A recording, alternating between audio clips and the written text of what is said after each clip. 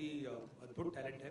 पर Indian idol पे इस टैलेंट के पीछे बच्चों के परिवारों ने भी मेहनत की है। क्या क्या कहानी है ये भी देखने को मिलेगा। उसके पीछे कहानियाँ भी उतनी अद्भुत है। आप देखोगे तो कोई स्काइप पे सीखा है, अपने भाई को सिखा रहा है, कोई माँ अपने बेटी को लेके दूसरे शहर में जाके गाना सीखने के लिए बस गई है। ये बहुत ही इमोशनल और बहुत हार्ट स्टरिंग स्टोरीज है सबके टैलेंट के पीछे। ये भी देखने को मिलेगा आपको। और ये खास बात है इंडियन आइडल की, ये मंच है जहाँ हुनर भी आता है, जहाँ हमारे बच्चे टैलेंट भी पेश करते हैं, पर उसके पीछे की कहानियाँ भी है। ये एक खास बात है। दूसरी खास बात यह है कि जैसे आशा और हुसैन कह रहे थे, दौर बदलते जा रहे हैं और मुझे लग रहा है कि प्लेबैक की दौर से अभी हम साउंड ट्रैक के दौर में आ रहे हैं। और हमारे जजेस ने उसको मद्देनजर रखते हुए सिलेक्शन किया है कि वैरायटी ऑफ वॉइसेस हो, और इस तरह की वैरायटी ऑफ वॉइसेस आपको किसी और शो पे नहीं मिलेगी। तीसरी बहुत खास बात है ऑफ कोर्स सोनाक्षी जी हमारे बीच है, और वो आम आदमी का प्रतिनिधित्व कर रही है। She is representing the common man here. कई बार क्या होता है कि साधारण व्यूअर को तकनीकी बारीकियां समझ में नहीं आती, तो उन्हें लगता है ये गाना अच्छा है, ये गाना अच्छा नहीं है। उनको समझ में नहीं आता ये ई शार्प डी फ्लैट क्या होता है। मुझे भी नहीं समझ में आता है, मेरे लिए फ्लैट एक घर होता है। पर ये समझ में नहीं आता, और उनके लिए एक रिप्रेजेंटेटिव के दौर से सोनाक्षी जी आएगी और एक तरह का गट रिएक्शन, एक तरह का मस्ती, एक तरह का मजा लाएगी। और मुझे लगता है इसी की वजह से इंडियन आइडल बहुत सक्सेसफुल हो जाएगा। मेरा विश्वास है कि ये सीज़न बहुत अच्छा लगेगा। आप अपने अपने माध्यमों के द्वारा अच्छी चीज़ लिखे, शो ज़रूर देखिए, और अपने दर्शकों को, अपने वाचकों को बोलिए कि ये शो देखें, उसे सराहे, उसे प्यार दे, जो हम उसको बनाने में लगा है। मैं एक बात और कहना चाहता हूँ कि और कहीं सॉरी, ये कभी कभी ये सोनाक्षी की लाइन पढ़ रहे कि हमारे यहाँ सलीम मर्चेंट जी नहीं है, जो तीसरे जज हैं, वो पोलैंड गए हैं आई थिंक अभी। उन्होंने भी उनके तरफ भी उनको भी मैं थैंक यू कहना चाहता हूँ इन सब के साथ। तीसरी बात है कि एक बात है कि और बहुत सारा टैलेंट है जो यहाँ आज स्टेज पे आ नहीं रहा है, जो हमारे शो पे है, जो हमारे कॉन्टेस्टेंट्स हैं, उनको भी मैं ऑल द बेस्ट कहना चाहता हूँ। ये एक सेक्शन है शो के, और भी कॉन्टेस्टेंट्स और भी टैलेंट है, और मैं और ज़्यादा कुछ कहूँगा नहीं। और एक I think you have to roll the AV now, right? No sir, it's time for some, it's a Kodak moment. Judges, team, everybody is on stage, so some photo op. Okay, चलिए Kodak moment करते हैं।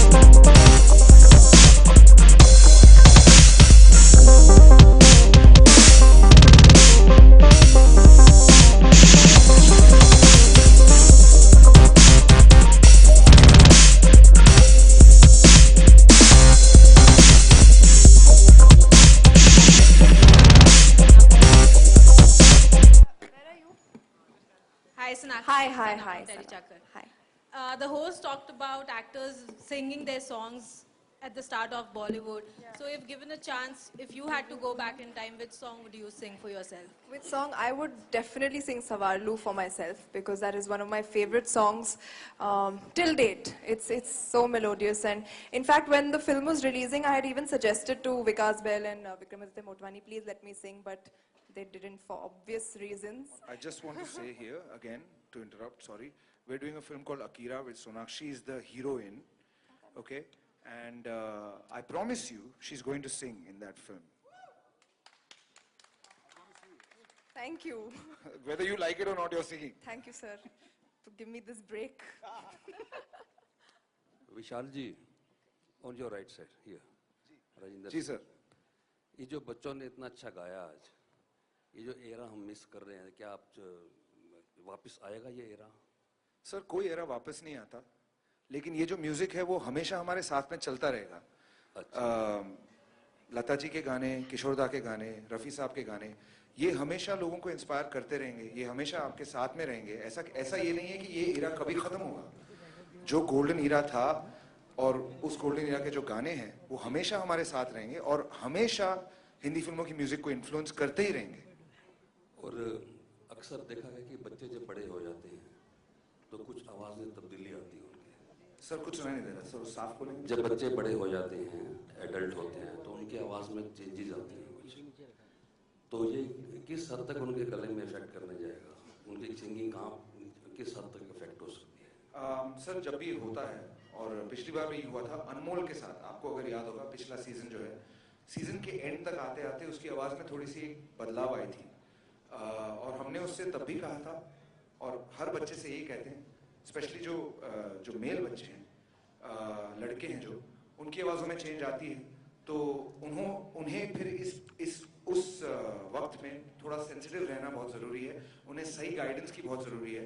रियाज बंद करने की ज़रूरत नहीं है, लेकिन सही तरीके से और विद गुड गाइडेंस रियाज करना ज़रूरी है. और इस शो पे जो हमारे जो आनंद जी शर्मा हैं, he is one of the most experienced and most caring people जो आप म्यूजिक की फील्ड में पाएंगे. एंड वो बच्चों का ऐसे ख्याल रखते हैं कि वो मतलब उनके ही बच्चे हों, उनके परिवार के बच्चे हों. एंड वी मेक श्योर कि किसी बच्चे को थोड़ा सा भी स्ट्रेन ना हो, थोड़ी सी भी स्ट्रेस ना हो. Hi, this is for Sonakshi ji. I'd like to ask you that what according to you is the best part of this show? The kids, the talent that they showcase over here, I think it's a wonderful platform for each and every child on this show to kind of, show the world what they're all about. And the kids are definitely the best part of this show. And how will you define music according How would to I? you? Define the music. How would I define music? Yeah. I think music is something that is so undefinable. There's so many kinds, there's so much variety, there's so many genres, and I think for me, music is something that completely changes my mood. It can uplift my mood whenever I'm feeling low. It just transports you to another zone. So let's just say it's something that takes you to a world where you can't really go in reality. Music is very, very important to me as an actor as well. For our films, there's no Hindi cinema without music. And we've got some amazing singers, amazing musicians, music directors, everybody. I think music is a very, very integral part of my life as well. Hi Sonakshi, this is Aksa from Senior Stars here. Where are you? Here. Left, On your right, left, center? left. Here. Where? Okay, there. Hi. Hi. So, you are an ardent Honey Singh fan, so I would like to request you to sing a Honey Singh rap for us. That's the most random request, but Honey Singh rap. Will you join me? Which one?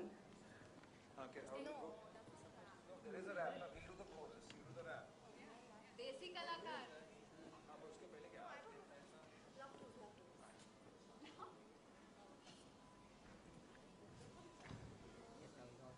God, it's like putting me on the spot. जिसने भी party है करनी आ जाओ मेरे घर के भीतर. दारू तीतर खाने को है मुर्गा तीतर. नोएडा गुड़गांव दिल्ली की छोरियां आई है साथ में. योयो की सीढ़ियां भी लाई है सवारी.